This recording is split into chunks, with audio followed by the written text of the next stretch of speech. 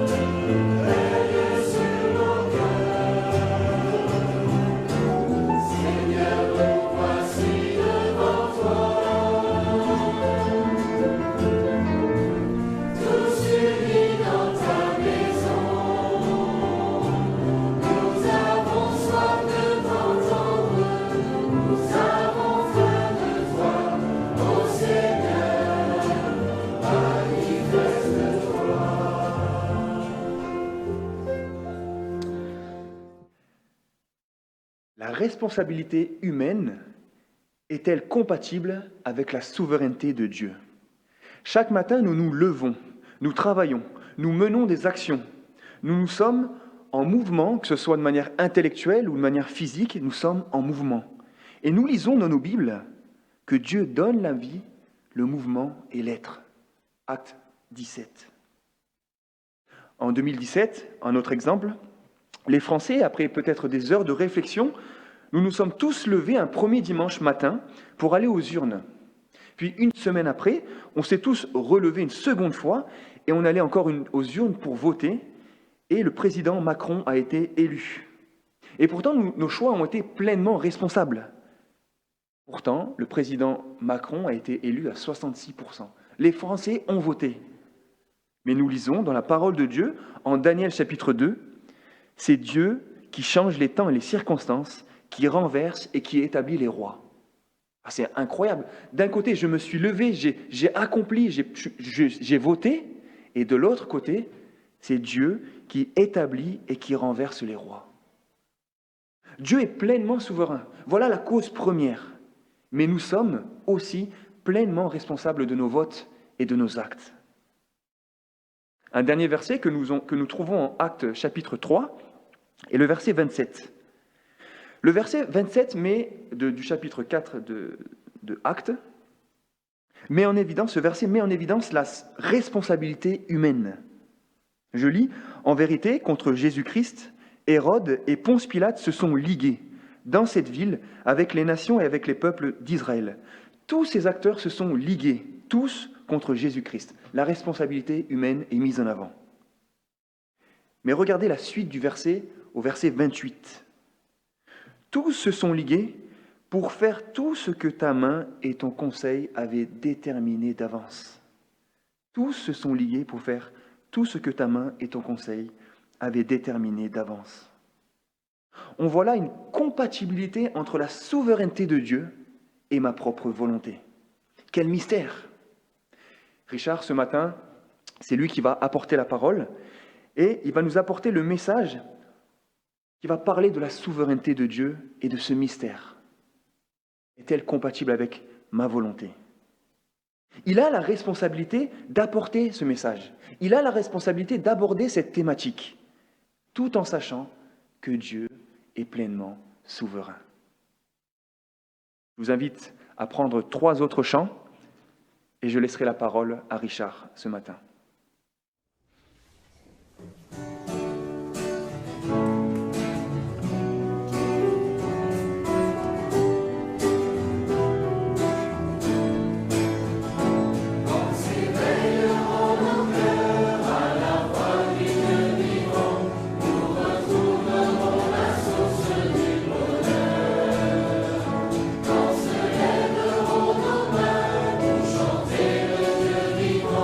Nous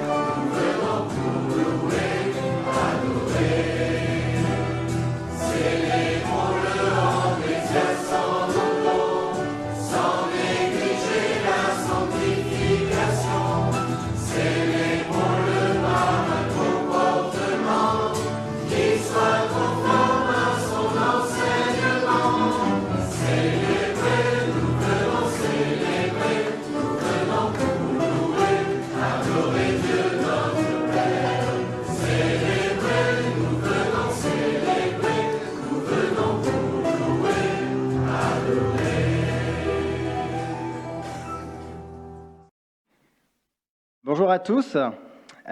Merci pour votre invitation ce matin à partager la parole de Dieu avec vous.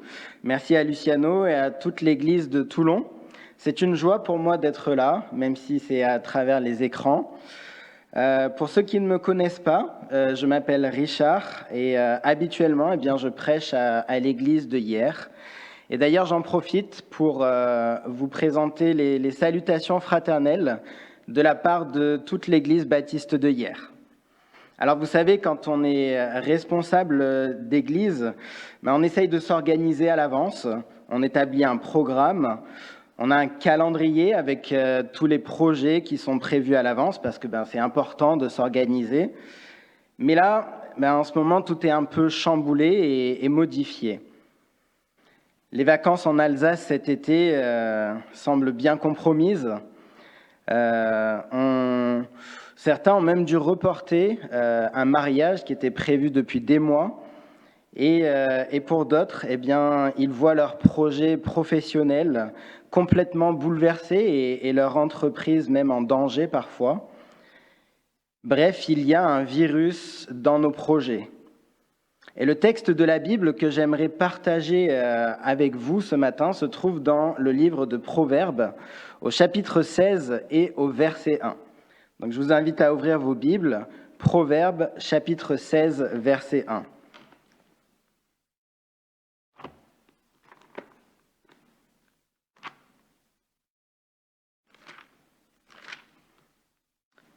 Voilà, je lis. Proverbes 16, 1.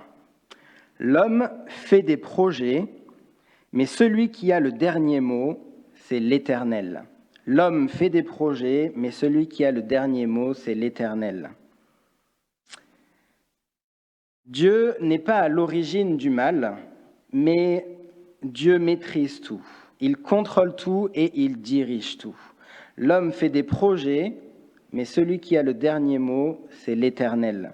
Dans une autre traduction un peu plus littérale, il est dit « Les projets que forme le cœur dépendent de l'homme, mais la réponse que donne la bouche vient de l'Éternel. » Et il y a deux types de projets que nous pouvons faire, les projets sans Dieu et les projets avec Dieu. Et je vous propose de réfléchir ensemble ce matin à ces deux types de projets à la lumière de ce texte de Proverbes chapitre 16, verset 1. Si tu fais des projets sans Dieu, c'est Dieu qui aura le dernier mot. Et quel sera ce dernier mot? Et si tu fais des projets avec Dieu, ça ne se passera pas toujours comme tu l'avais prévu, parce que bien, c'est Dieu qui a le dernier mot. Et dans ce cas, comment réagir en tant qu'enfant de Dieu? Alors commençons par le premier type de projet que nous pouvons faire des projets sans Dieu. Si tu fais des projets sans Dieu, tu fais partie de l'immense majorité des gens qui vivent sur cette terre. La plupart des êtres humains font des projets sans même prendre Dieu en compte. On vit notre vie comme si Dieu n'existait pas. Et je peux faire des projets, mais Dieu y est totalement absent. En fait, cette tendance est naturelle dans le cœur de l'homme. Dès le début de l'humanité, juste après que Adam et Ève aient été créés, eh bien, ils ont eu le choix, faire leurs projets avec Dieu en lui faisant confiance que ses projets pour eux étaient les meilleurs, ou faire leurs propres projets en se disant qu'ils n'avaient pas besoin de Dieu, qu'il leur dit ce qui était bien ou ce qui était mal. Et l'homme a choisi l'indépendance. Pourtant, Dieu avait prévenu, si vous n'avez pas confiance en moi, si vous décidez de faire vos projets sans moi, vous allez sûrement mourir. C'est logique. Dieu est la source de la vie, et quand on est séparé de lui, eh bien, c'est la mort. Et c'est ce qui se passe depuis l'aube des temps. Non seulement nous mourons et nous sommes privés de la gloire de Dieu, nous dit la parole de Dieu, mais la nature tout entière est touchée. En ce moment, de plus en plus de gens disent que s'il y a des virus mortels, c'est parce que la nature se défend contre la maltraitance de l'homme. Mais c'est faux. Les virus mortels font partie de la nature depuis que l'homme a choisi de faire ses projets sans Dieu. Certains accusent Dieu d'être responsable de la situation dans laquelle nous sommes. Accuser Dieu du fait que notre monde ne tourne pas rond, bien c'est comme si j'achetais une voiture, disons que j'achète une Dacia Essence, parce que bon, avec la crise économique, c'est la seule voiture que je peux me permettre d'acheter. Et donc j'achète cette voiture Essence et je décide de mettre du gasoil dedans. Alors la voiture, forcément, elle ne va pas très bien marcher, elle va tomber en panne. Et j'appelle Dacia et je leur dis, voilà, c'est votre faute, la voiture que je viens d'acheter, elle tombe en panne. Jésus a raconté un jour une histoire pour mettre en garde ceux qui font des projets de vie sans Dieu. Il raconte, la terre d'un homme riche avait beaucoup rapporté. Il raisonnait en lui-même et disait, que ferai-je, car je n'ai pas de place pour amasser toutes mes récoltes. Voici, dit-il, ce que je ferai. J'abattrai mes greniers, j'en bâtirai de plus grands, et j'y amasserai tout mon blé et mes biens, et je dirai à mon âme, tu as beaucoup de biens en réserve pour plusieurs années. Repose-toi, mange, bois et réjouis-toi. Mais Dieu lui dit, insensé, cette nuit même, ton âme te sera redemandée. Et ce que tu as préparé, à qui cela sera-t-il ? Il en est ainsi de celui qui accumule des trésors pour lui-même et qui n'est pas riche pour Dieu. Et on pourrait dire, il en est ainsi de celui qui fait des projets sans Dieu et qui n'a pas fait de Dieu le projet de sa vie. En ce moment et dans le monde entier, il y a beaucoup de projets de vie qui sont subitement anéantis. Face à ce virus invisible qui frappe à droite et à gauche, on peut se poser la question, mais où est Dieu ? Elie Wiesel, prix Nobel de la paix en 1986, raconte dans l'un de ses livres une expérience qu'il a vécue pendant qu'il était en camp de concentration durant la Seconde Guerre mondiale. Il y avait un prisonnier juif qui était exécuté sous les yeux des autres, obligé d'assister à la scène. tandis que ce prisonnier était pendu au gibet, se débattant et luttant en proie aux affres de la mort, refusant de mourir, on entendit un autre prisonnier murmurer avec des accents de désespoir, « Mais où est Dieu? Où est-il » Et venu de nulle part, une voix répondit, « Il est là, sur le gibet, ou donc ailleurs ?» Et certains qui sont peut-être particulièrement touchés par la pandémie du Covid-19 peuvent se poser la même question. Mais où est Dieu? Où est-il? Il est là, sur le gibet, pendu au bois, luttant en proie aux affres de la mort à notre place.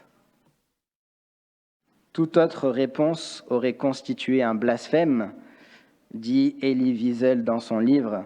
Mais aussi incroyable que cela puisse paraître, ce prix Nobel, cet homme si intelligent, n'a jamais fait le lien avec la personne de Jésus. Un seul homme savait exactement quel était le projet de Dieu pour sa vie du début à la fin. Arrivé au moment crucial, Jésus, cet homme, aurait préféré que Dieu ait d'autres projets pour lui. Et c'est pour ça qu'il a prié avec cris et avec larmes, « Père, si tu le veux, éloigne de moi cette coupe. Toutefois, non pas ce que moi je veux, mais ce que toi tu veux. » Dieu ne nous laisse pas seuls face aux souffrances et à l'horreur de la mort, au contraire. Il est venu souffrir avec nous. Il est venu pour endurer l'horreur de la mort pour nous. Et pour cela, il fallait qu'il devienne un homme comme nous, afin de mourir à notre place.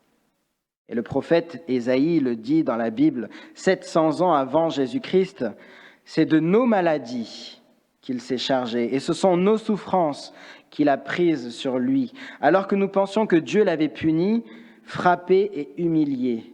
Mais c'est pour nos péchés qu'il a été percé, et c'est pour nos fautes qu'il a été brisé. Le prix d'une vie de projet sans Dieu a été payé une fois pour toutes à la croix de Jésus.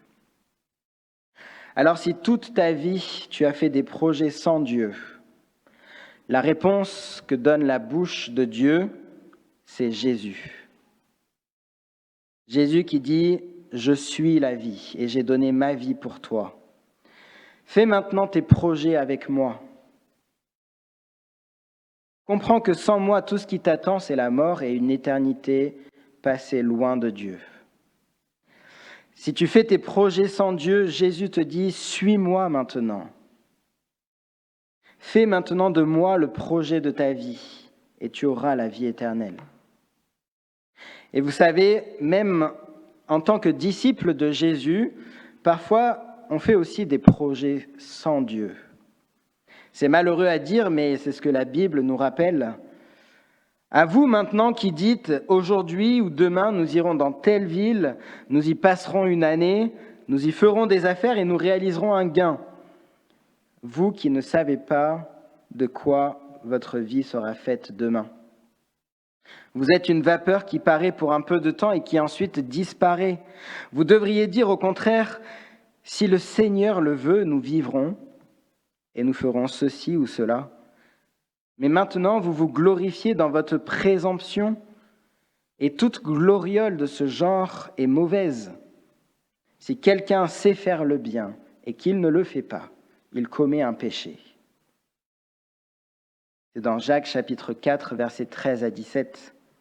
Et en tant que disciple de Jésus-Christ, je sais très bien le bien que Dieu veut que je fasse. Ma vie doit être consacrée à faire des disciples de Jésus, à être moi-même un disciple de Jésus, à suivre mon maître et à faire d'autres disciples de Jésus.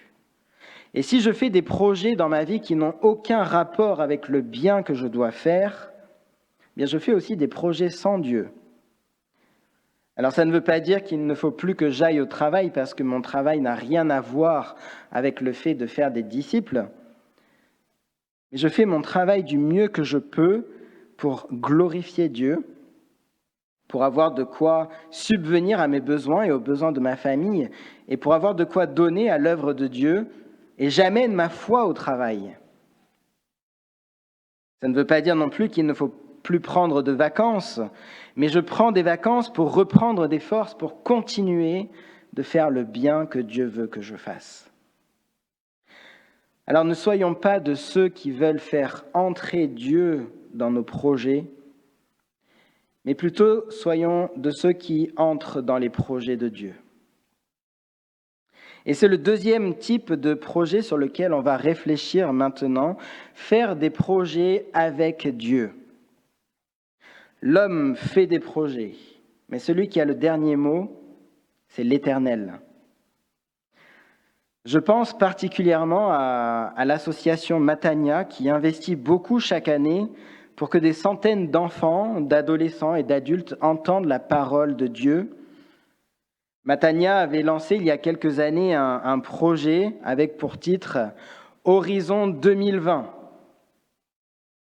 Alors s'il vous plaît, ne lancez pas un projet avec pour titre « Horizon 2025 ». C'est vrai, c'est important d'avoir une vision, d'avoir un projet, d'aller de l'avant dans la mission que le Seigneur nous a confiée. Faites de toutes les nations des disciples, enseignez-leur à obéir à tout ce que je vous ai prescrit. Et on pense aussi à toutes les autres associations de colonies chrétiennes qui sont dans des situations similaires. Ce qui est sûr, c'est que les vacances cet été seront très différentes de celles dont nous avons l'habitude, de celles que nous avions prévues. Je pense aussi à ces projets que nous avons en tant qu'Église, journées de rassemblement fraternel, des baptêmes peut-être qui étaient prévus, et plein d'autres projets avec Dieu qui sont modifiés ou repoussés à plus tard. Alors comment réagir quand notre Père céleste change les plans ? Eh bien, on fait confiance que lui, il sait ce qu'il fait et on s'adapte. J'ai eu au téléphone cette semaine un couple d'amis qui habitent en Alsace.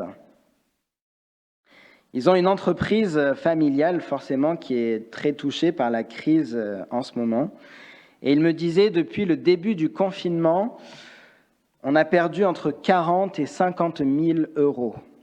On n'a plus de rentrée d'argent, on n'en aura pas pendant les prochains mois, et on vit sur nos réserves. Mais ils ont pris 2 décisions. La première, ils continuent de donner leur offrande pour l'œuvre de Dieu comme avant. Et la deuxième, il dit, si le Seigneur permet que leur entreprise coule, eh bien, ils seront quand même reconnaissants. Parce que Dieu dit dans sa parole, remerciez Dieu en tout temps, car c'est la volonté de votre Père en Jésus-Christ. 1 Thessaloniciens, chapitre 5, verset 18. Alors c'est sûr, on ne comprend pas toujours les chemins par lesquels notre Père céleste nous fait passer.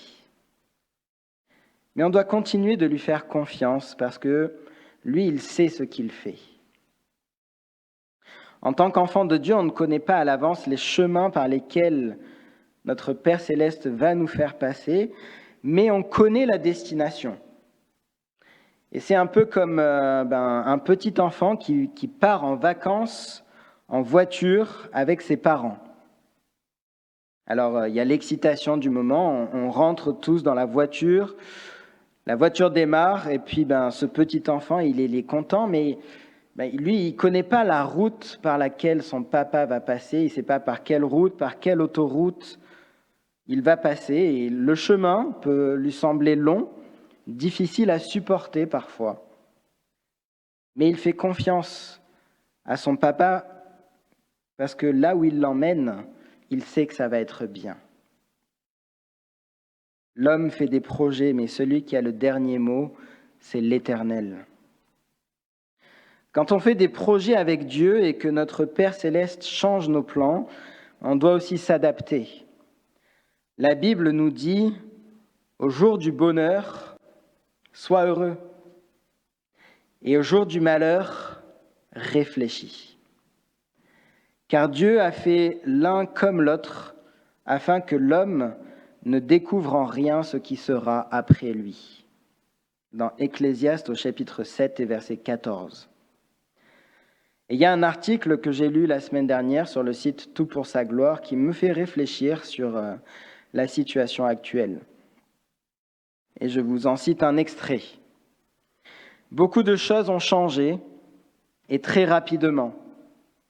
On a été obligé de faire des ajustements sans précédent dans notre travail, dans nos voyages, dans nos cultes, dans nos finances et dans nos relations sociales. Avec la progression du Covid-19, nous avons tous été appelés à nous retirer temporairement des vies auxquelles nous sommes habitués. Nous ne savons pas combien de temps va durer cette saison, ni à quel point elle sera douloureuse. Mais comme toutes les autres épreuves, faisons tout notre possible pour ne pas la laisser passer en vain. Premièrement, utilisons ce temps pour évaluer notre vie de disciple. Pour la plupart d'entre nous, on n'a plus l'excuse de dire j'ai pas de temps pour lire la Bible ou pour prier. Posons-nous la question, quelle est mon intimité avec le Seigneur ? Car de la profondeur de l'intimité que j'ai avec Dieu va dépendre les fruits que je porterai. Que le Seigneur a dit, celui qui demeure en moi porte beaucoup de fruits. Et si je profitais de ce que Dieu modifie nos projets pour créer un nouveau rythme de vie dans lequel je donne la priorité à approfondir ma relation avec Dieu. Deuxièmement, cherchons aussi à approfondir nos relations avec notre prochain, avec les membres de ma famille, avec les membres de mon Église, avec les disciples que je suis en train de former, avec mes voisins, avec qui je n'ai pas tant l'habitude que ça de parler. Surtout quand on vit en ville, on perd le sens des relations.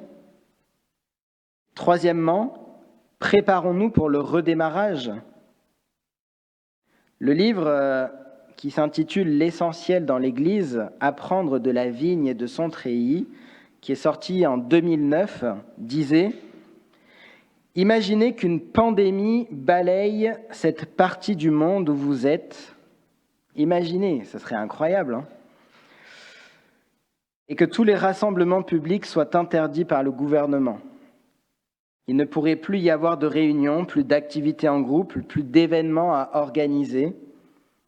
Il ne resterait que l'enseignement personnel à devenir un disciple et former d'autres à être des disciples qui font eux-mêmes des disciples de Jésus. Alors voilà la question intéressante lorsque l'interdiction aura été levée et que vous pourrez recommencer à faire des réunions. Que feriez-vous différemment ? Nos projets peuvent avoir changé pour le moment, mais cela pourrait être la meilleure chose qui nous soit arrivée pour que nous prenions le temps de réfléchir sur nos projets, sur nos activités, sur nos habitudes, la façon dont on passe notre temps, et que nous nous mettions en accord avec les projets de Dieu. Parce que Dieu, lui, ne change pas. Et sa volonté ne change pas en fonction des circonstances. Un frère m'a dit un jour, marcher avec le Seigneur, c'est un peu comme conduire une voiture la nuit sur une route de campagne. On ne voit pas plus loin que là où éclairent les phares. Et c'est d'autant plus vrai dans la situation que nous traversons actuellement. Alors on s'adapte, on roule moins vite, mais on reste confiant parce qu'on sait quelle est la destination qui nous attend.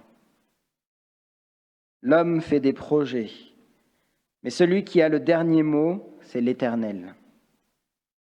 Si tu fais des projets sans Dieu, le dernier mot qui vient de la bouche de Dieu, c'est Jésus. Et il te dit, suis-moi. Change de direction et suis-moi. Et si tu fais des projets avec Dieu et que le Seigneur change tes plans, parce que c'est lui qui a le dernier mot, eh bien, continue de lui faire confiance et on s'adapte. J'aimerais pour conclure donner la parole à un frère qui s'appelle Erino d'Apozzo, disciple de Jésus-Christ qui a vécu la déportation dans un camp de travail pendant la Seconde Guerre mondiale. Et voici ce qu'il dit. L'avenir m'apparaît comme un grand point d'interrogation. En sortirai-je un jour de cette impasse de détresse ? Et soudain, cette parole du chapitre 8 des Romains m'apparaît telle une borne lumineuse. Et je répète, toute chose concourt au bien de ceux qui aiment Dieu. Toute chose concourt au bien de ceux qui aiment Dieu. C'est bien cela qui est écrit dans ma Bible. Je me sens réconforté. Dans la paix de Dieu, je m'endors. Oui, toute chose concourt ensemble au bien de ceux qui aiment Dieu. C'est une parole dont l'effet bienfaisant est capable de transformer le chrétien chancelant sous le poids de l'épreuve. Cette parole nous conduira certainement dans la voie du renoncement à nous-mêmes et nous gardera toujours dans la paix de Dieu qui surpasse toute intelligence et toute connaissance. Elle est applicable à n'importe quelle circonstance. Elle est salutaire, elle est l'allié de la victoire en Jésus-Christ. Oui, Seigneur, tu nous as rachetés, tu nous as justifiés, et tu nous fais paraître devant Dieu saint, sans tache et irrépréhensible. Quelle grâce infinie et quel inconcevable don de Dieu. Et à présent, Seigneur, tu me dis que toute chose concourt à mon bien. Je te remercie pour ce séjour douloureux dans ce camp, loin des miens. Cela concourt à mon bien. Tu le dis, je le crois avec la force de la foi que tu m'as donnée. Mon avenir, il est assuré, car c'est toi qui me conduis pas à pas. Dans la vie et dans la mort, tu restes mon lot et mon partage à toujours.